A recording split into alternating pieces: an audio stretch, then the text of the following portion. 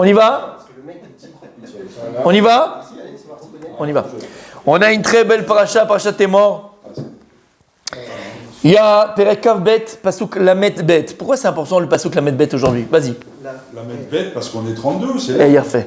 On est le 32e jour du Homer, messieurs. Lève. On est arrivé au 17, c'était Tov. Arshav, on est au 32e, c'est l'Akba Homer. Qu'est-ce qui manquait aux élèves de Rabbi Akiva? Lev Tov. Lev Tov. Maintenant, on arrive à Lev Tov. Tu comprends ce que ça veut dire? Lev Tov. Alors, Pasuk. Perek Kav Bet 22. Pasuk Lamet Bet. Il y a écrit comme ça dans le Pasuk, on va avoir un sujet qui est très très intéressant, Bémet, et vraiment d'actualité. Et je dis, malheureusement ou heureusement, en tout cas c'est d'actualité.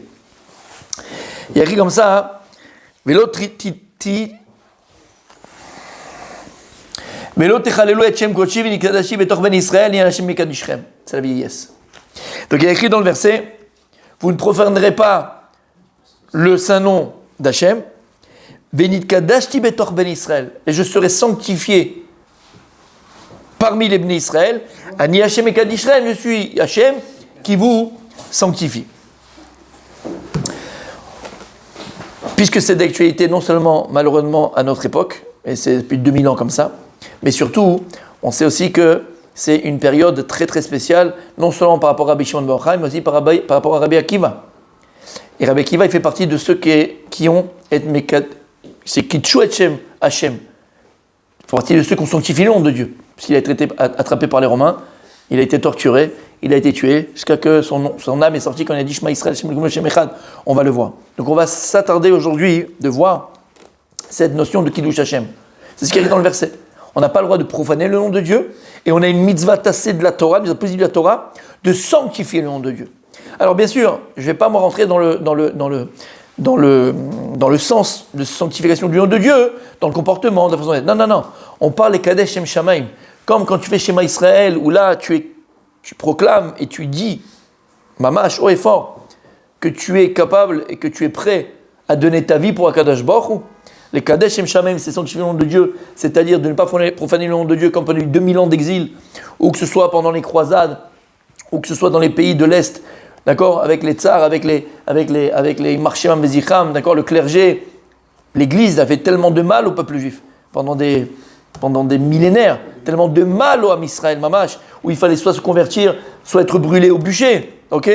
Même dans les pays musulmans, il y a eu des problèmes aussi, beaucoup moins que dans les pays occidentaux, mais il y a aussi, même dans les pays musulmans, il y a eu des pogroms, il y a eu des massacres, on a essayé de nous enlever de notre religion, de nous séparer de Kadosh Baruch Hu.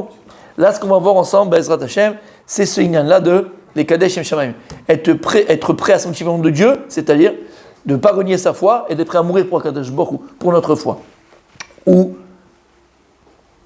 lorsque, tout simplement je mets bien avec 14 000 guillemets, parce que c'est pas simple du tout, un juif il est tué parce qu'il est juif. Lorsqu'un juif il est tué parce qu'il est juif, ça s'appelle Kiddush Hashem. Quel qu'il soit. Kippa, pas kippa, religieux, pas religieux, grand, petit, moyen, gros nez, petit nez, l'homéchané. Un juif qui est tué parce qu'il est juif, il est mort, on appelle ça qu'il est mort al Kiddush Hashem. Alors, première chose qu'on va voir, c'est que puisque c'est une mitzvah de la Torah, normalement, lorsqu'on a une mitzvah de la Torah, ben, ça est le varech alav.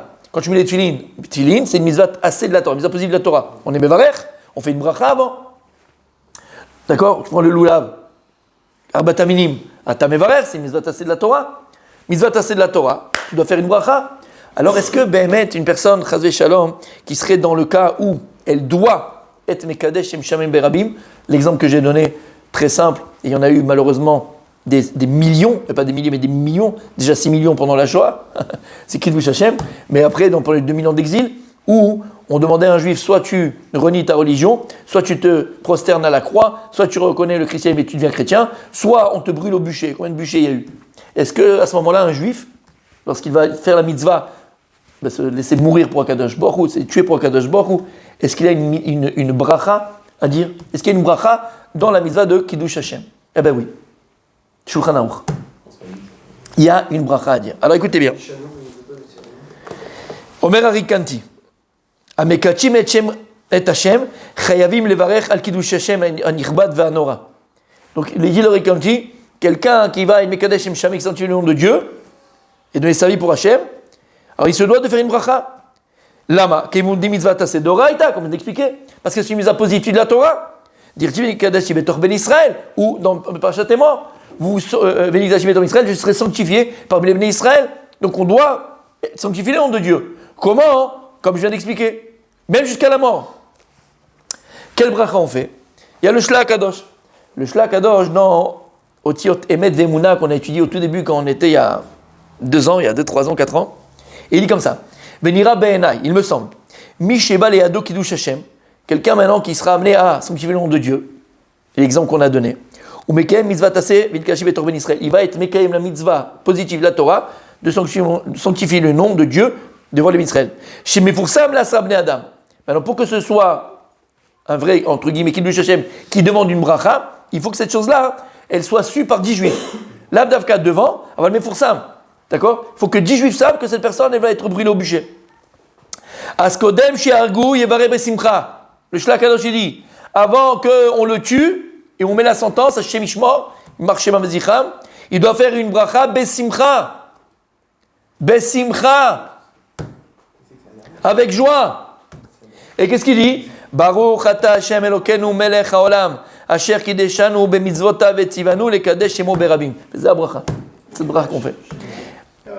Les Kadesh Shemo Berabim, de sanctifier, qui nous a ordonné de sanctifier son nom en public. Kedin Arbe Mitzvot Asteshmerchinal Kiyuma, Zé Abracha. Besimcha, c'est une mitzvah qui est accomplie pour Kadosh Baruch Hu. C'est la dernière aussi. Donc. C'est la dernière, et surtout que c'est une mitzvah chez l'oneda, qu'on ne connaisse que du bien, que du bonheur et que des bonnes choses. Aval, c'est une mitzvah.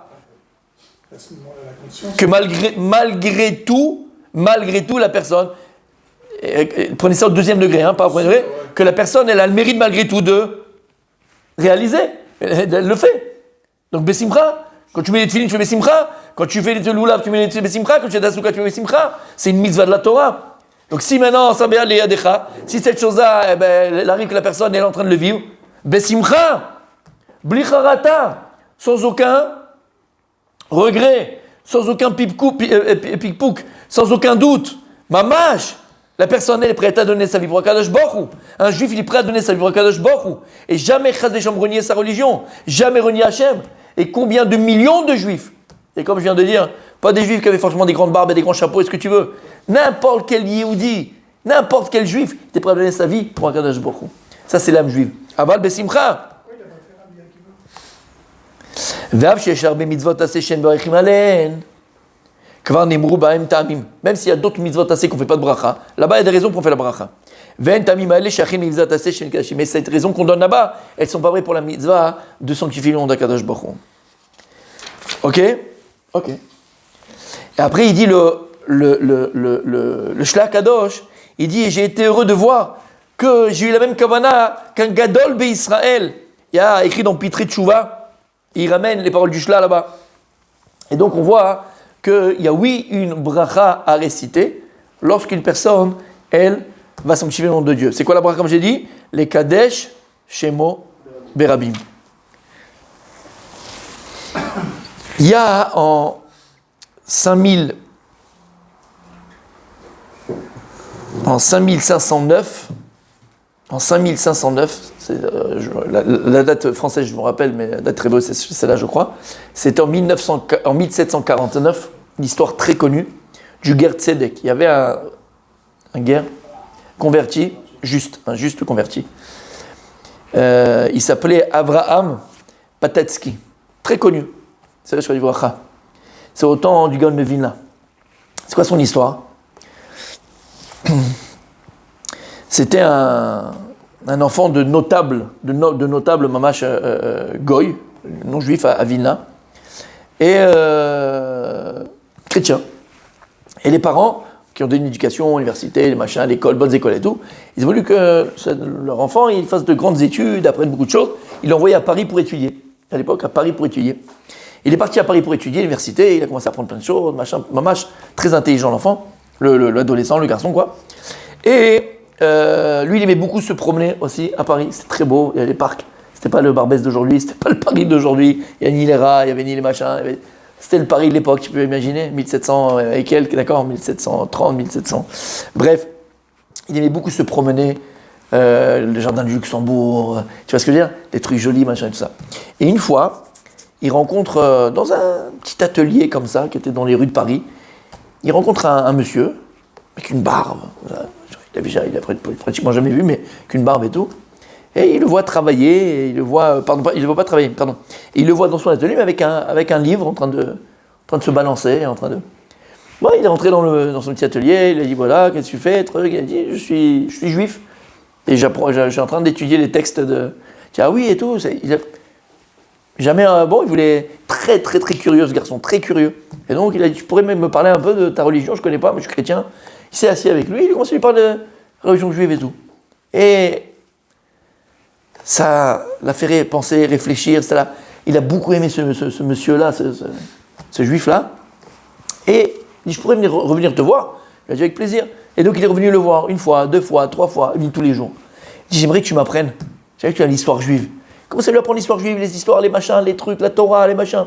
Et il a commencé à tomber amoureux de la Yahadout, tomber amoureux du judaïsme, mamash.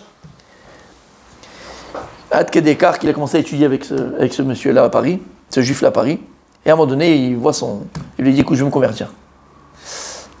Et là, il lui dit, écoute ce que je vais te dire, t'as pas besoin.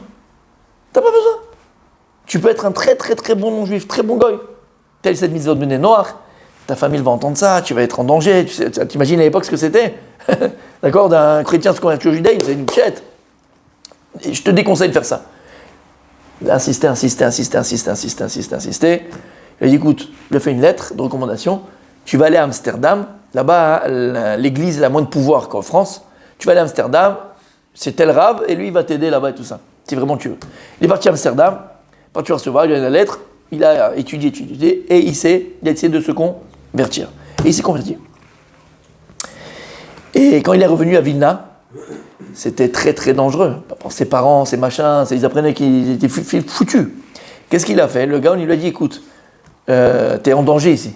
T'es en danger. Tes parents, ils vont te retrouver, ils vont te tuer. C'est sûr que tu vas passer... Regarde, tu vas aller dans une ville, un village, même pas une ville, un village voisin là-bas. Il n'y a même pas quelques petits habitants. Il y a des juifs. Tu vas aller là-bas, tu te fais oublier, et comme ça tu fais le mort. Et tu auras une vie paisible, tout le monde t'oubliera, mais pas à Vilna. Vilna, tout le monde peut te voir. C'est ce qu'il a fait. Il est parti là-bas dans ce village. Il va dans ce village, mamash, il s'est donné à l'étude de la Torah. Ger Tzedek, mamash, Talmid Chacham. Un jour, écoutez bien, il a eu une embrouille avec un juif du village. C'est quoi l'embrouille? C'est qu'il y avait son fils qui était à ce type-là, au Beth Midrash, à la synagogue. Et le petit, il faisait n'importe quoi, il faisait du bruit, il embêtait tout le monde. Lui, il s'est levé, il a dit à son père, tu peux t'occuper de ton gosse, s'il te plaît, ça embête, gentiment, poliment, mais il a dit, vas-y, fais quelque chose, on peut pas se concentrer, c'est pas possible. L'autre, il a mal pris ma boule, qu'est-ce qu'il a fait? Il est parti être malchine, c'est un juif. Il a été malchine, comment on dit machine? Délation. Et pour dire oui, il était à sa famille, ils veulent le retrouver, ils l'ont pris. Ils l'ont pris. Horrible. Ils l'ont pris, et ils ont décidé, donc ils ont tout fait pour qu'il renie la foi juive et qu'il revienne à la foi chrétienne. Rien du tout. Je suis juif, je resterai juif. Donc le dîn, c'est quoi? La sentence, c'est le bûcher. Et Marshima Bezicha, ils ont amené tout le monde à Vilna, c'était mamash, vraiment un exemple. Et ils l'ont amené là-bas et ils l'ont brûlé vivant sur le bûcher.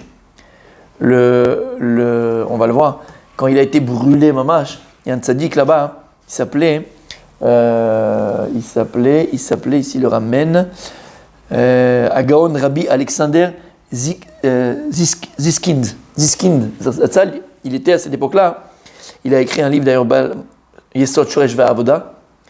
Et qu'est-ce qu'il a fait lui? C'était très dangereux le gars, il a dit qu'aucun juif ne sorte dans la rue, parce que c'était un moment très très dangereux, donc s'ils attrapaient un autre juif, ils auraient pu faire n'importe quoi, ils s'étaient déchaînés. Mais lui, qu'est-ce qu'il a fait? Il s'est caché dans un endroit, pourquoi? Parce qu'il savait qu'il allait faire la bracha, et pour qu'il réponde Amen, et pour qu'il puisse répondre Amen. Comme ça, il écrit dans son livre, Shoresh Ve'avoda, là-bas il écrit, je me suis caché pour écouter la bracha. Lorsque après ils sont partis, il y a un Yehudi qui a payé très très cher, shochad, il y a des shochad, il y a des pots de vin, pour récupérer un petit peu de cendre de son corps pour pouvoir l'enterrer. Il est enterré à Vilna, là-bas dans le cimetière juif de Vilna. Et le Gaon, avant de mourir, il a dit, vous m'enterrez à côté de lui. Et quand tu vas à Vilna, tu as le Gaon et Avraham ben Avraham, il s'appelait Avraham ben Avraham, Ger Tzedek, ils sont enterrés l'un à côté de l'autre, pour cette histoire-là. Le Gaon, il a dit, je vais être rentré à côté de lui, je vais être sûr d'arriver au Lamaba. Quelqu'un qui est Mikadesh Shimon Berabim, comme ça, il n'y a pas d'équivalent. Il n'y a pas d'équivalent. Vous connaissez pas cette histoire? Non. Elle est connue, elle est très connue. Ouais. Comment? Pourquoi Dieu l'a pas sauvé? C'était son tafkid, ça dit. Pourquoi Dieu l'a pas sauvé? Pourquoi Dieu l'a pas sauvé? Il a fait le 7 octobre. Pourquoi pas le 7 octobre et pourquoi le... C'est les chez l'autre, Habibi, que nous ne sommes pas. T'as compris? Ok. Alors ici, aussi, est-ce que quelqu'un qui est Moser et Tatsamo, quelqu'un qui va donner sa vie pour Akadosh Baruch Hu, quelqu'un qui va donner sa vie pour Akadosh Baruch Hu, est-ce que cette personne-là, elle ressent la douleur, est-ce qu'elle a une souffrance ou pas?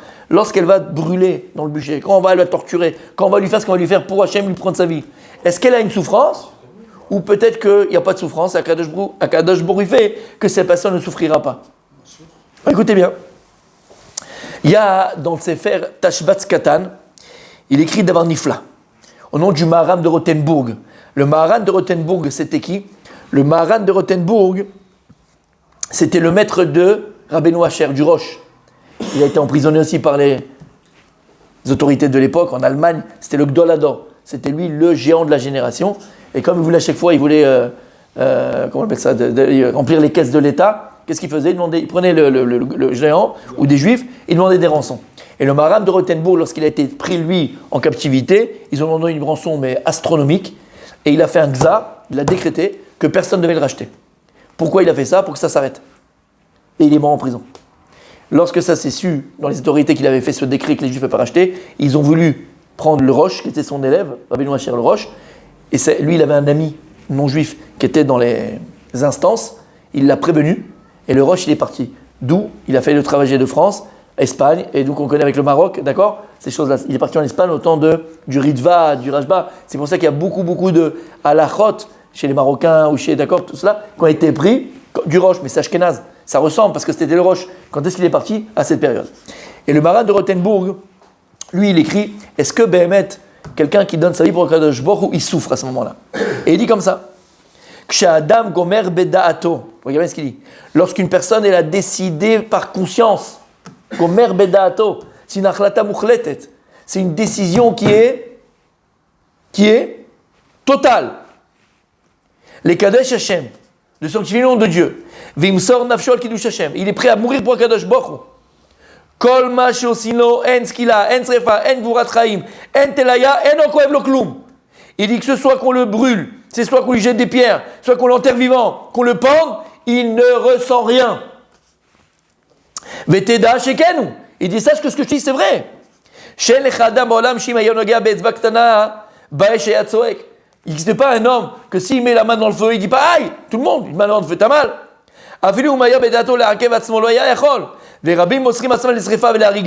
Il dit, malheureusement le Maharan de Rothenburg, il dit, moi j'ai vu de mes yeux combien de juifs dans sa génération, où il a vu qu'ils sont passés au bûcher, al kiddush Hashem, ve'enam tzoakim, on les a pas entendus crier, kloum, shum davar, lo'oy ve'lo'oy vayvoy. Ils n'ont pas dit ah, ils n'ont pas dit oui, rien. On les a entendus. Donc il parle de vécu.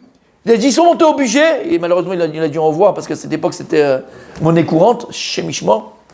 On n'a pas entendu une saaka, pas un cri, pas rien. Ils sont partis comme ça, comme un korban. Donc il dit le Maharan de Rothenburg, quelqu'un qui est Moser et Nafsho al Kadosh Baruch Hu, al Kiddush Hashem, il dit Bevadaï eno, il ne souffre pas. Le Kolbo, il dit autour d'avant. Lui, il rajoute, il dit que si quelqu'un à ce moment-là, il pense au nom de Dieu, Shem Yuchad, c'est le Tétram Yud Kevavke. Il pense au nom de Dieu quand il va être Moser et Nafsho, Muftar She Amod Benisan Volikav. Alors il est assuré de surmonter Nisayon, l'épreuve, Veloikav, il aura pas mal. C'est pour ça qu'il a écrit Kol Mishigama Bilou le Kadesh, et Hashem enotoem ta'am nisurin. Tout celui qui va être Mekadesh Shem Shamaim, il ne goûte pas aux souffrances de cela. Et il ramène ici le livre que j'ai amené, quand j'ai rapporté, le Yesod Shoresh Va'avoda, il ramène là-bas, et il dit Amouda Avoda, il raconte une histoire qui s'est passée dans sa génération. Et il dit une fois, hein, il y a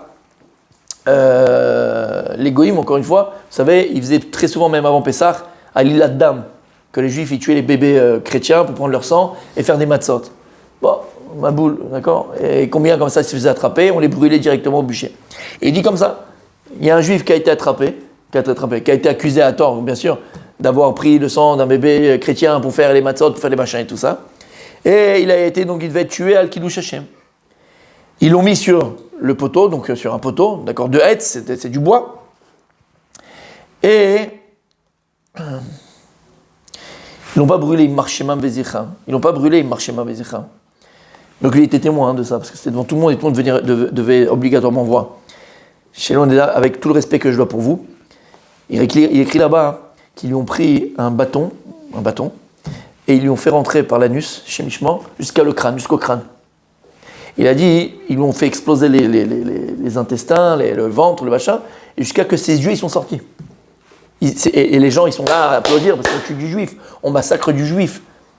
Hein, on massacre du juif, ça fait plaisir de voir du sang juif. C'est comme ça. Comment tu veux qu'en 70 ans, depuis 75 ans qu'on était à Israël, comment tu veux que ça change? Ils ont été habitués, les non-juifs, depuis 2000 ans, à applaudir, à s'extaser sur la mort, sur le sang juif. Tu veux qu'aujourd'hui ça va changer? 7 octobre, pas 7 octobre, ils ont été violés, on a brûlé des bébés. Mais ils dansent sur notre sang. Ils dansent, pas tous, attention. Il y a des non-juifs, mamash, juste parmi les nations. Bémet, c'est pas tous. Mais combien ils nous haïssent? La majorité, ils nous haïssent. Et ils dansent sur notre sang. Comment tu peux faire une chose pareille? Comment tu peux faire une chose pareille? Regarde ce qu'ils m'ont fait. Et il dit, c'était juste avant l'entrée de Shabbat, au moment où on doit être Mekadesh. On fait le Kiddush. Et il dit, et avant qu'on lui fasse ces supplices-là, il était là en train de chanter les chants de Shabbat, lorsqu'on l'a amené à sa potence, entre guillemets, et il chantait Be'ava Aza, il dit, je l'ai vu, et il chantait les Zmirot de Shabbat. Veshalou, il marguit chez Zokev, et quand ils ont commencé à lui faire, il continuait à chanter jusqu'à qu'il meure, mais il continue à chanter.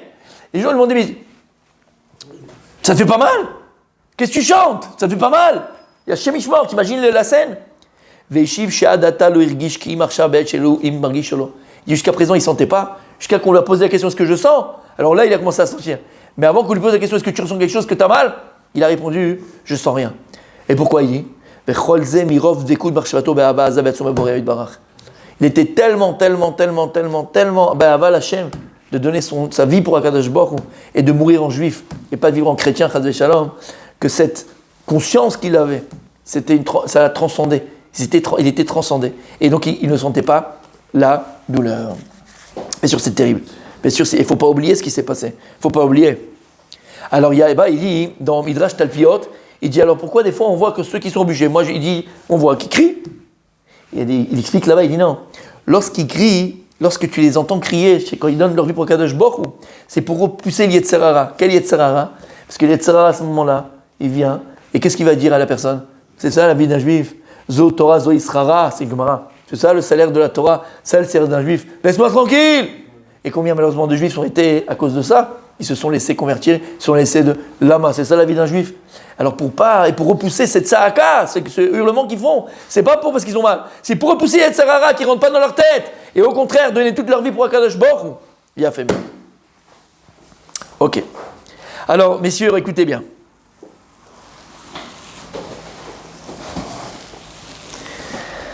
Donc on a dit que lorsque Béhémet, quelqu'un va donner sa vie pour Akadosh Baruch Hu, a priori la personne ne ressent pas la douleur. Il a une question extraordinairement tzaddik, c'est toujours le même. Hein. Blaina. Il connaît la Gemara, il a fait le chasse, il a parcouru le chasse. La Gemara dans Avodah Zarah Yutret Amud Aleph, elle dit, elle raconte ça, vous savez qu'il y a eu à Sarah Harugé Malchut, les 10 martyrs, d'accord? Dans Rabbi Akiva, il y a eu plusieurs. Un de ces martyrs, c'était Rabbi Hanina ben Teradion. Rabbi Hanina ben Teradion, lorsqu'ils l'ont pris, parce qu'il continuait à enseigner la Torah, ils l'ont pris, ils l'ont mis un Sefer Torah sur lui, ils l'ont entouré avec le Sefer Torah, lequel il étudiait, il enseignait. Qu'est-ce qu'ils ont fait? Ils ont mis sur lui, sur sa chemise, sur ce qu'il était, d'accord, sur lui, ils ont mis plein de coton, plein de papier. Pourquoi? Pour que lorsqu'ils vont le brûler, ça dure plus longtemps. pour le faire souffrir. Pas qu'il... Attends, ils ont mis plein de choses autour de lui pour que ça brûle doucement. Doucement, pourquoi pour le faire souffrir? Quand il y avait un... Lorsqu'il y avait un préposé à cela, c'est lui qui devait faire tout ce trafic-là, il lui a dit, regarde, Rabbi, c'était un juste aussi par relation, il faisait son travail, Meshkin, d'accord, Meshkin, si on peut dire comme ça. Il dit, regarde, si maintenant, moi je rajoute beaucoup de feu, pour que le feu il te prenne directement, ça ne dure pas longtemps. D'accord? Et discrètement, j'enlève des cotons qui t'ont mis, moi j'enlève, je vais mettre du magnifique, quand tu vas, mais je vais les enlever. Et je mets un grand feu pour que ça aille très vite. Est-ce que j'aurai Olam Haba avec toi? Analo Rabbi Chania ben Teradion, il lui a dit oui. Benishbalo, et il lui a juré. Mia dit Bashavet, il a donné beaucoup de feu, comme ça sa neshama, elle est sortie directement, il n'a pas souffert. De là, qu'est-ce qu'on voit?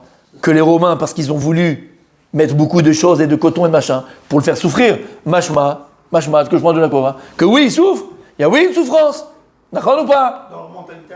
Mais il y a oui une souffrance, et alors pourquoi il a accepté? Il n'aurait pas dû accepter, il n'y aurait pas de souffrance, ça dure plus longtemps, c'est pas grave, c'est pour Hachem.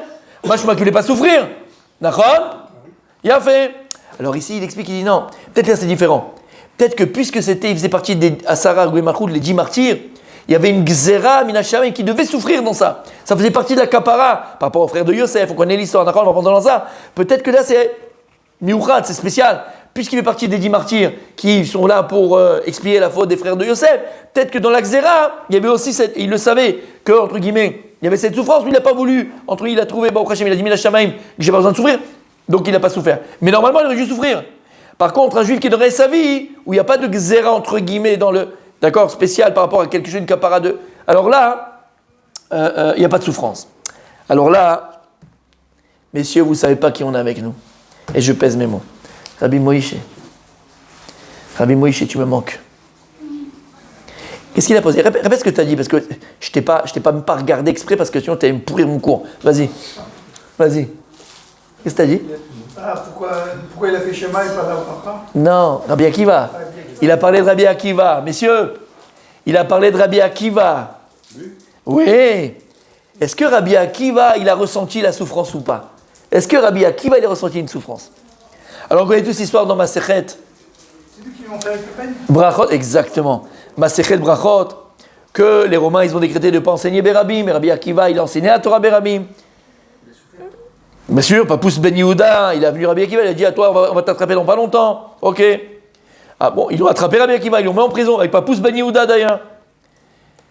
Au moment où ils ont sorti Rabbi Akiva à la Hariga, c'était le moment de Kriyat Shema, c'était le Zman de Kriyat Shema. Vayus sorkim et besaro bemasrikot shel barzel, et il retournait sa peau chez Mishmor, il grattait sa peau. Vaya mekabel alav ol machut shamaim, il prenait sur lui le joug divin. Et lorsqu'il a dit Shema Israël Hashem Hashem Echad, il a prolongé le Echad, Ve'atza nishmato be'echad. Yatza bakol ve'amra, une voix céleste est descendue, elle a dit Ashrecha Rabbi Akiva, Shiatza nishmatra be'echad. Heureux sois-tu, Rabbi Akiva, que ta neshama est sortie à Echad. Ça, c'est comme ça. Le roche, j'ai ramené le roche. C'était qui le roche? Rabbi Moshe. C'était l'élève de qui? Rothenburg. Marat du Rothenburg, il a fait. Il a fini au Maroc. Il a fait, en Espagne. Et c'était à côté de l'Imaroc, mais en Espagne. Ouais, mais bon, c'est... Lui, quand il ramène cette Gemara, il rajoute une chose. Il rajoute comme ça, Baya Korikrat Shema. Amrulo Talmidav, ils ont dit ses élèves, Rabbi, l'homme Martalum Shemitztaer Patum Kriyat Shema. Tu nous as pas dit que quelqu'un qui est en souffrance, il est pas tour de Kriyat Shema? Il leur a dit, Kol Yamai, toute ma vie, Haïti Mitztaer al Pasukze, toute ma vie, j'attendais de pouvoir accomplir ce verset qui dit quoi? Ve'arshav j'ai pas de Mekayemoto, Bechol et Bechol Nafshecha. Jusqu'à que tu vas même donner ton âme pour Hachem. Et maintenant, je ne vais pas le faire. Ok. Mouchard, selon le Roche, qu'est-ce qu'il a dit? Ils ont dit l'homme artalano chez Mitztaer, Patur Mikrat Shema. Quelqu'un qui souffre, il est Patur Mikrat Shema. Mashma, qu'ils ont vu Rabbi Akiva qui est en train de souffrir. Sur ils n'ont pas pu dire Mitztaer. Oui ou non?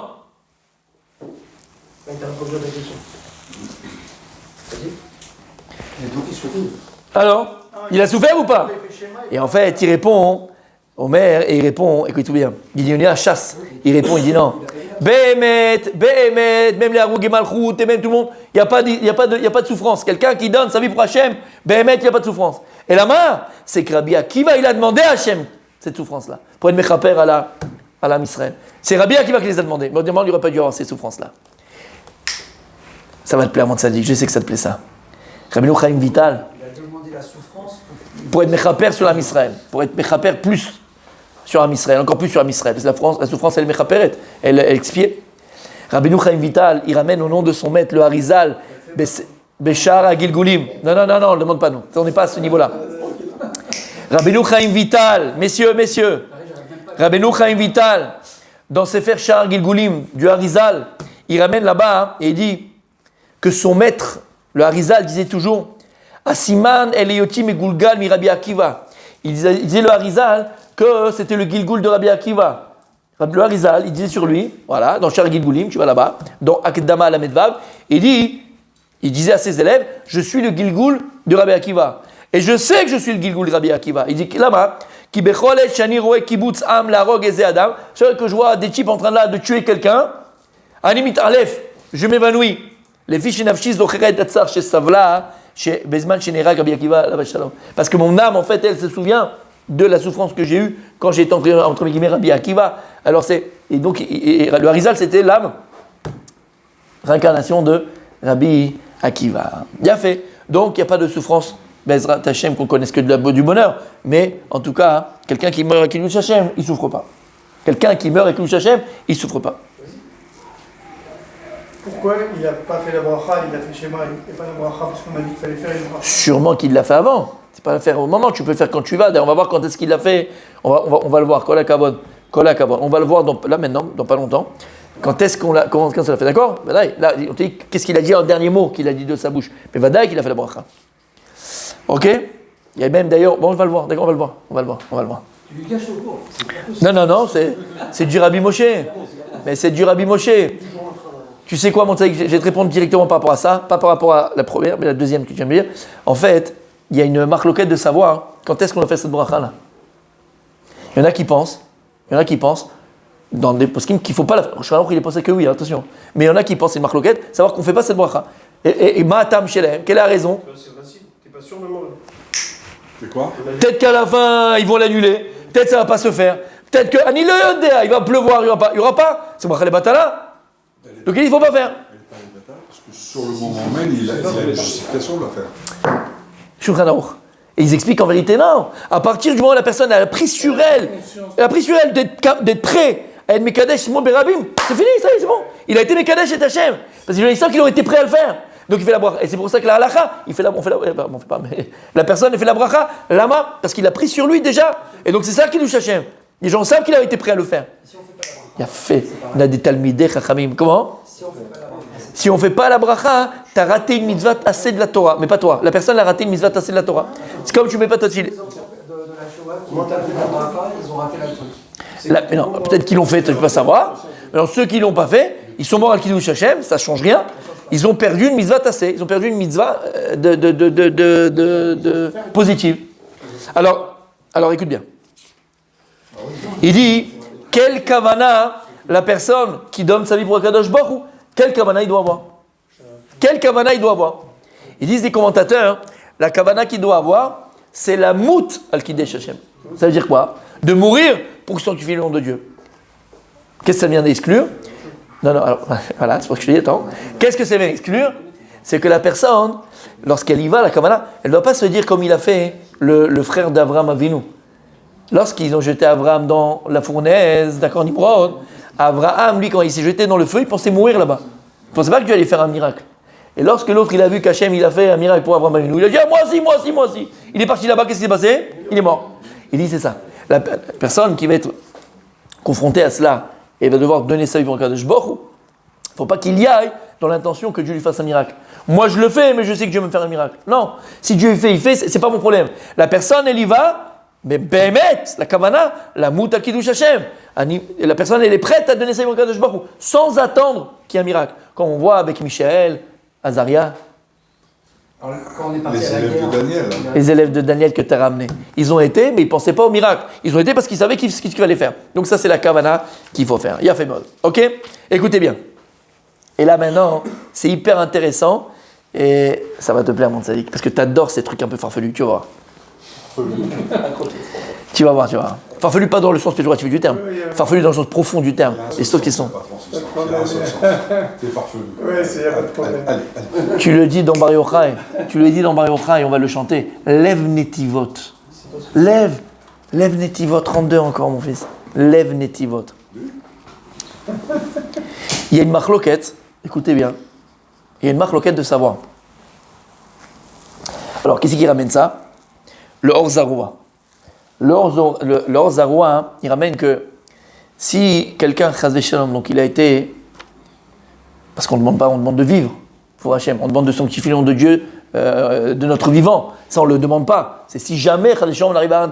Alors, on demande la vie. D'accord? On demande la vie et qu'on t'honore Hachem de notre vivant. On ne veut pas la mort, Chas v'Shalom, hein.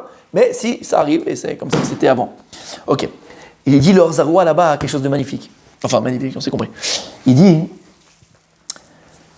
si maintenant un homme, il a donné sa vie pour Akadosh Baruch Hu, et il meurt al Kiddush Hashem, sa femme, elle devient interdite à tous les autres hommes.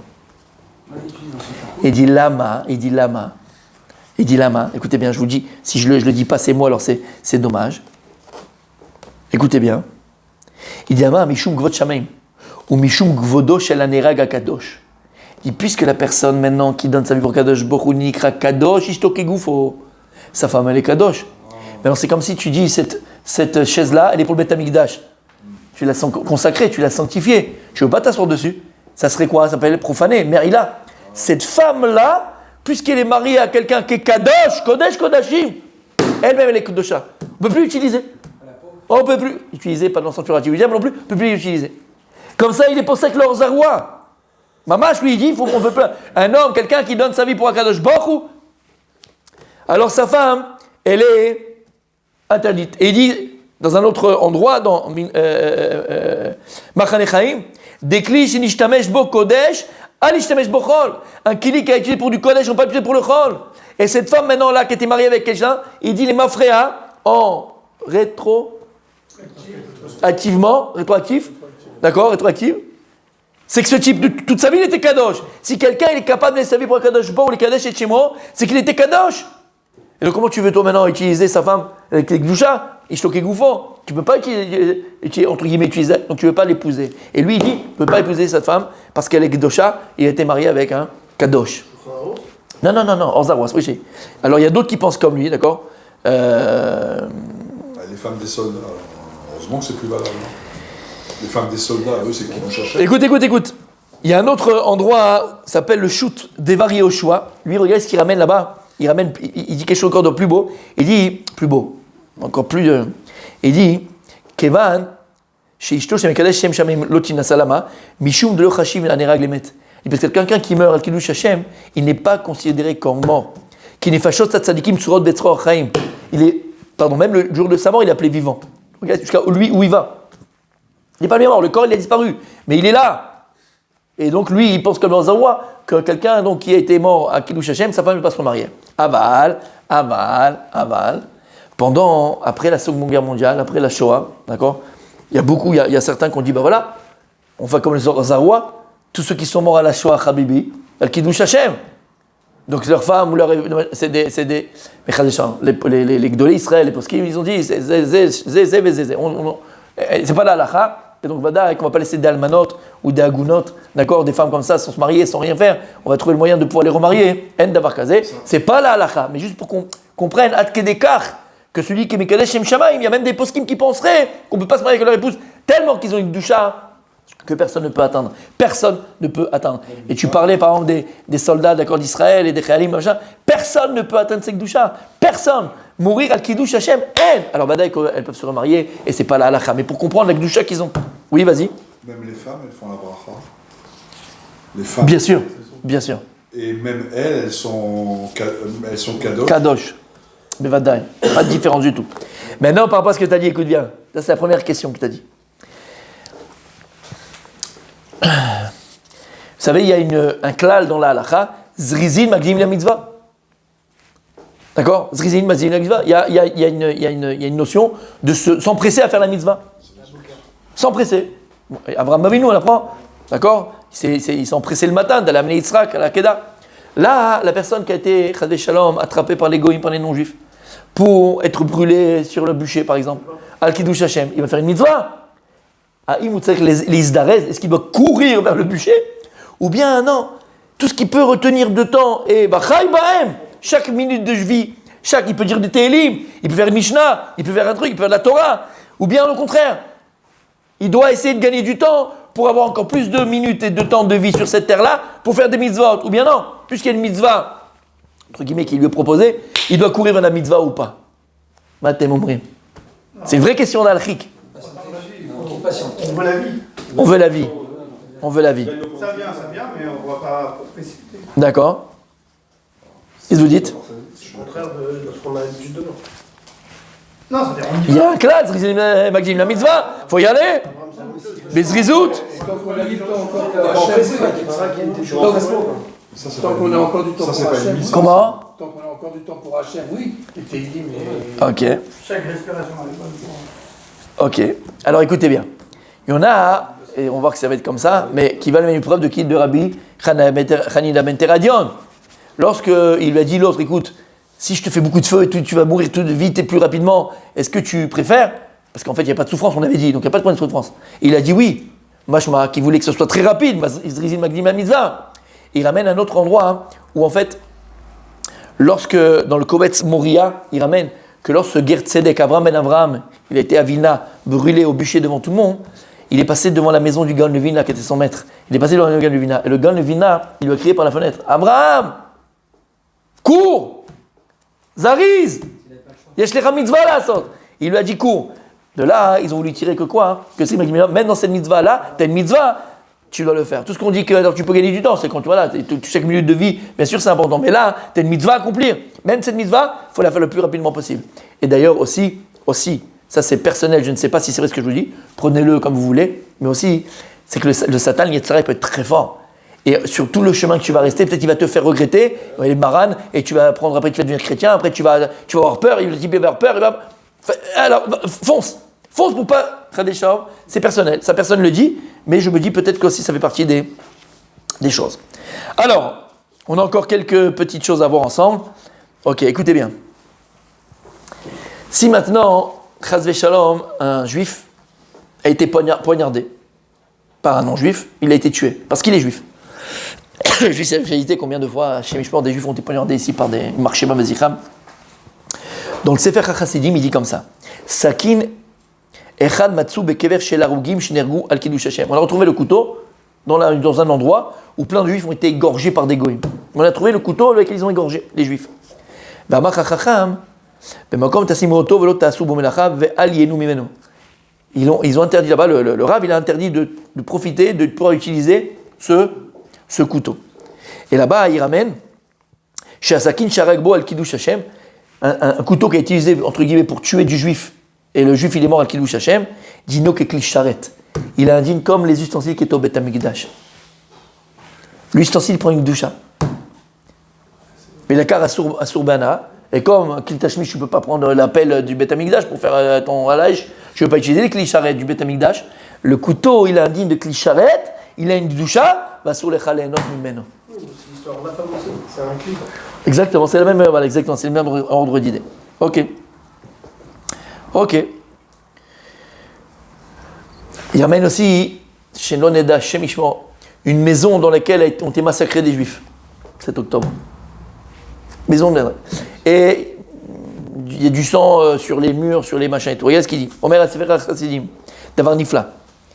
Binyan Baït Sheneherag Bo Yehudi al Kiddush Hashem. Et il dit Baït Shenehergu Bo al Kiddush Hashem. Une maison où ils ont été tués des juifs à l'intérieur. Ve'adam Natun ala Choma Valavanim. Et le sang il est encore sur les murs et sur. D'accord, il est encore là-bas. Ou Balabaït Bal Yator Bessil Kirot Abaït. Et quelqu'un il vient pour habiter là-bas, bon, et il veut repeindre les murs forcément. Mais alors le sang il est asséché, mais c'est rouge. Et Adam lo Ya'avor velo Yetach alav. Il n'a pas le droit de passer sur le sang. Chez Neymar, Eretz. C'est quoi la raison? Eres al techasidami. Il y a écrit là-bas dans Eov que la terre ne recouvre pas mon sang. Les kachen et krasot. Kolzman she'en adam echusek jumnokem. Tant que le sang il n'est pas recouvert, à Kadosh Baruch il venge le sang juif. Kadosh Baruch se rappelle du sang qui a été versé d'Am Israël et Dieu il nous venge. Ou kshimechusek non memer lenkom. Mais quand il est mechusek, Kadosh Baruch ne s'empresse pas de venger. C'est ce qu'il y a écrit, Ima Betsa, Kinerag, ok. Et là-bas, il ramène le char, chez Mishinerag, el Kiddush Hashem, Kovrimoto, Imgadav, Vadam, Shinivla Baem. Quelqu'un qui a tué Kiddush Hashem, il avait des habits, il y a du sang sur lui, on l'enterre avec ses habits. Il dit, c'est le char, c'est dans la halakha. Il dit, Lama, comme ça, quand il monte là-haut, à 4 jours, il voit le sang juif qui a été versé, et il venge le sang juif qui a été versé. Ad Kedekar. On voit ça que tous les victimes des attentats et compagnie sont enterrés. Exactement. Pour ça, pour rappeler le. Ouais. On termine, messieurs. Question très très intéressante. Il y a encore plein de choses à dire, mais pas ça, j'aime. On le continuera. Est-ce que ça dit on va y aller? Tu écoutes? On va. Dernière chose très intéressante. Si maintenant, est-ce qu'on a le droit, s'il y a des goïms qui viennent et ils arrêtent quelqu'un dans la rue, ils disent t'es juif? Ils ont un pistolet, ils ont un couteau, ils ont un machin, d'accord, ou ils vont l'agresser. Est-ce que tu as le droit de mentir? Est-ce que tu as le droit de dire non, je suis chrétien? Oui. Non, pas chrétien, mais. Je suis chrétien! Mais ça s'est passé, ça, à Amsterdam. Bien sûr, s'il n'y a pas dit juif. L'Agmara, dans l'Agmara de Avodah Zarah, Daf Pebet Amoud Aleph, elle dit Yechola Isha Latmin et Atzma Velomar Nochiani. Si une femme, elle est, l'Agmara dans Avodah Zarah, une femme est dans la rue et des goïs vont venir et ils veulent l'embêter, chez Ishmael, on a compris ce qu'ils veulent faire avec elle, parce que c'est une juive. Il dit t'es juive ou t'es chrétienne? Elle a le droit de dire Nochiani. Elle aura à dire je suis étrangère, donc on a compris, je suis pas juive, je suis non juive.